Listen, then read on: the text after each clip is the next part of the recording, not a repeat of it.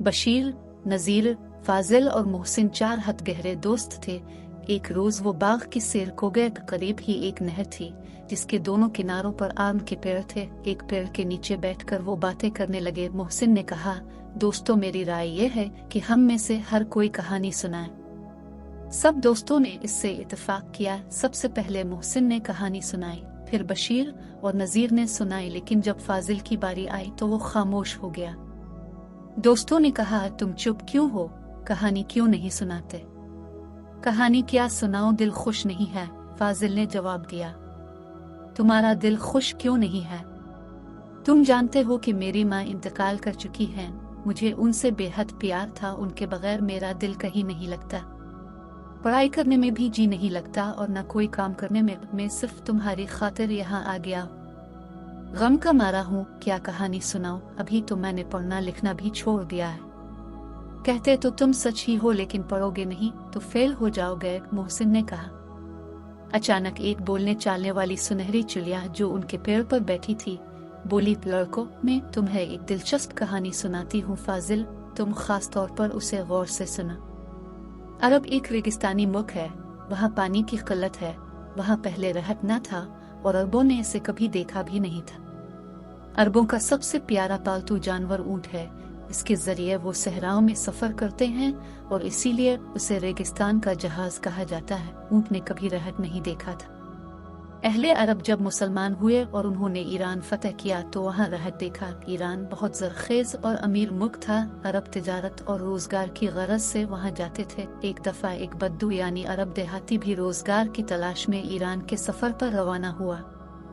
इसके पास एक तेज रफ्तार ऊँट, खजूरों का एक थैला और पानी की छागल थी। रास्ता लंबा और दुश्वार और रेगिस्तानी था। वो 8-10 रोज सफर करता रहा। आखिर इसका पानी खत्म हो गया। अब वो भी प्यासा था और उसका ऊँट भी। खुदा खुदा करके वो ईरान पहुंच गया। वहाँ उसने एक खेत में रहत चलते देखा। इसे देखकर वो हैरान भी हुआ और खुश भी। वो ऊँट से उतरा और लपक कर रहत के पास पहुंचा। मुंह हाथ धोया और जी भर कर पानी पिया। फिर ऊँट को भी पानी पिलाने के लिए रहत के करीब ले गया। ऊँट ने कभी रहत ना देखा था, लिहाजा इसके शोर से बिदक कर पीछे हट गया। बद्दू ने इसे बहुत चमकारा, लेकिन इसे रहत के करीब न जाना था, न गया। बद्दू ने रहत वाले से कहा, बाबा जी, रहत बहुत शोर करता है, इसे जरा बंद कर दो ताकि मेरा ऊँट पानी पी ले। बूढ़े शख्स ने बैलों को रोक लिया और रहत बंद हो गया। बद्दू नून बड़िए ऊँट को आगे धकेला, लेकिन इस दौरान रहत बंद होने से इसके डोल पानी से खाली हो गए। ये देखकर सारबान ने रहत चलाने वाले से कहा, बाबा जी, रहत चलाई के पानी आ जाए। बाबा ने बैलों को हान का शोर सुनकर ऊँट फिर डर के पीछे भागा। बद्दू ने फिर बाबा जी को रहत बंद करने को कहा। ऊँट आगे बढ़ा, लेकिन पानी खत्म हो गया था। बद्दू ने फिर बाबा जी से कहा, रहत चलाएं। बाबा ने रहत चलाया और ऊँट फिर डर गया। 3-4 बार ऐसा हो तो बाबा जी ने कहा, मियाँ, रहत चलेगा तो पानी आएगा और शोर गौगा भी होगा। जिसने पानी पीना है वो इसी तरह पिए।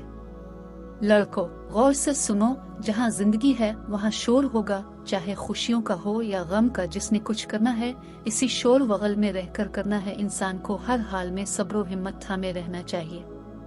खुदा उनकी मदद करता है जो हिम्मत व सब्र से काम लेते हैं। सुनहरी चिड़िया की कहानी सुनाने से फाजिल की काया पलट गई। वो पहले से ज्यादा पढ़ता था और खूब मेहनत करता और हर जमात में अव्वल आता और इसे वजीफा भी मिलने लगा। इसके वालिद गरीब थे, इसलिए चाहते थे कि वो मुलाजमत कर ले और घर के हालात बेहतर हो सके, लेकिन फाजिल को आला तालीम हासिल करना थी।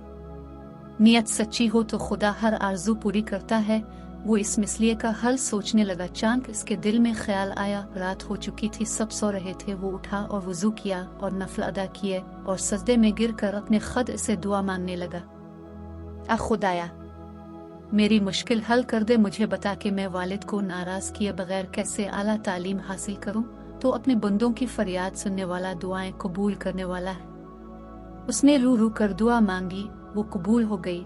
सुबह सवेरे वो अपने घर की छत पर गया तो वहाँ सुनहरी चिड़िया मौजूद थी। वो कहने लगी, फाजिल, हरकत में बरकत है। तुम कॉलेज में दाखिला ले लो और अपने वालिद का हाथ बटाने की खातिर बच्चों को ट्यूशन पढ़ाना शुरू कर दो। इससे तुम अच्छा कमाने लगोगे और तुम आला तालीम भी हासिल कर लोगे और तुम्हारा बाप भी खुश हो जाएगा।